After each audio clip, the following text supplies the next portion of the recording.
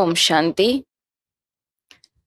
25/4/2023 இன்னைக்கு நிராகார் சிவ பகவானுடைய மகா வாக்கியங்கள் என்ன அப்படின்னு கேட்கலாம். முரளியிலிருந்து கேள்விகள், அதனுடைய பதில்கள் பார்க்கலாம். முதல் கேள்வி, யார் சர்வ சித்தி சொரூபமானவர்கள்? அதாவது நினைத்த அனைத்தையும் அடையக்கூடிய சொரூபமானவர்கள்.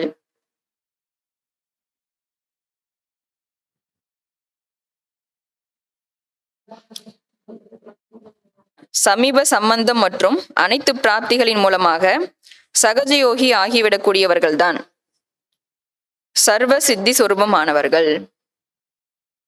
சமீப சம்பந்தம் மற்றும் அனைத்து பிராப்திகள் மூலமாக சகஜயோகி ஆகிவிடக்கூடியவர்கள் தான் சர்வ சித்தி சொரூபமானவர்கள். இரண்டாவது கேள்வி, எப்படிப்பட்ட சேவை செய்ய வேண்டும்?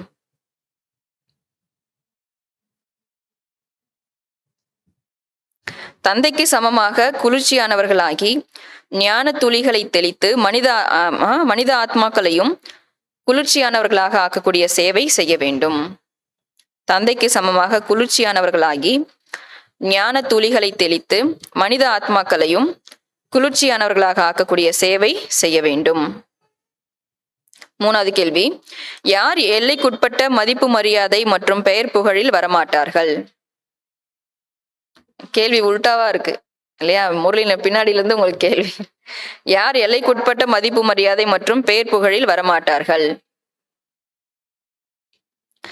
ஆன்மீக பெருமிதத்தில் நிலைத்திருப்பவர்கள் ஒருபொழுதும் எல்லைக்குட்பட்ட மதிப்பு மரியாதை மற்றும் பெயர் புகழில் வரமாட்டார்கள். ஆன்மீக பெருமிதத்தில் நிலைத்திருப்பவர்கள் ஒருபோதும் எல்லைக்குட்பட்ட மதிப்பு மரியாதை மற்றும் பெயர் புகழில்லாம் வரமாட்டார்கள். நாலாவது கேள்வி, தாத்தாவிடமிருந்து என்ன கிடைக்கிறது?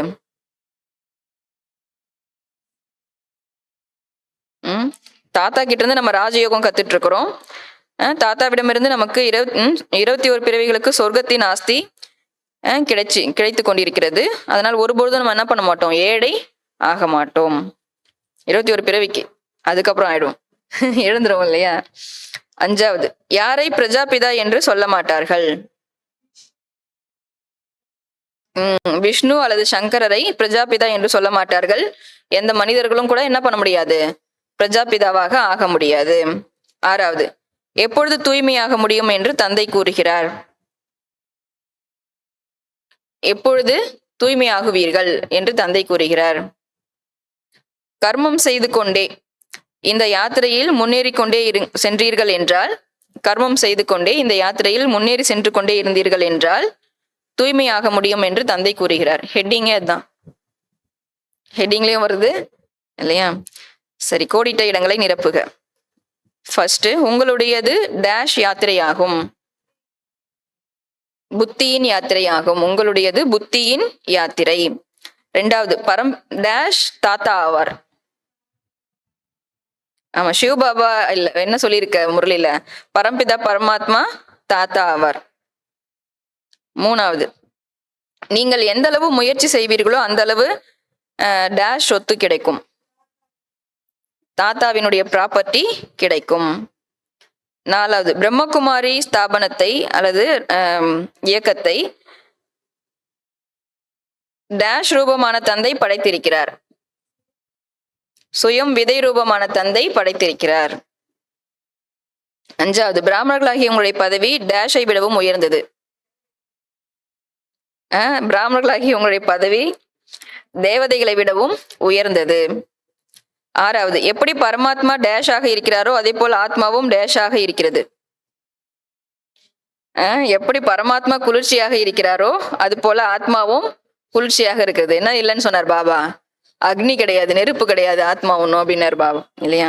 இதெல்லாம் ரமணிகரமான விஷயம், நாம ஞாபகம் வச்சுக்கலாம் இல்லையா? ஆத்மா நெருப்பு கிடையாது, ஆத்மானது குளிர்ச்சியானது அப்படி சொல்லியிருக்கிறார்.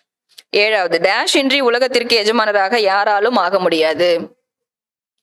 உழைப்பு இல்லாமல் உலகத்திற்கு எஜமானராக, உழைக்காம என்ன பண்ண முடியாது, ஒன்னும் செய்ய முடியாது இல்லையா? உழைப்பு இல்லாமல் உலகத்திற்கு எஜமானராக யாரும் ஆக முடியாது. என்ன உழைப்பு சொன்னார் பாபா?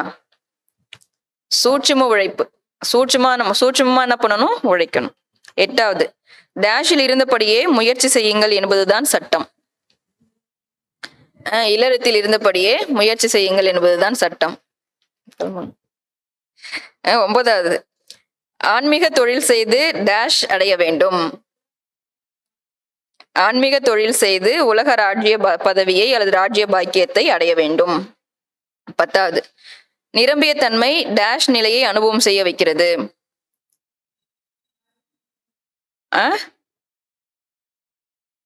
நிரம்பிய தன்மை டேஷ் நிலையை அனுபவம் செய்ய வைக்கிறது.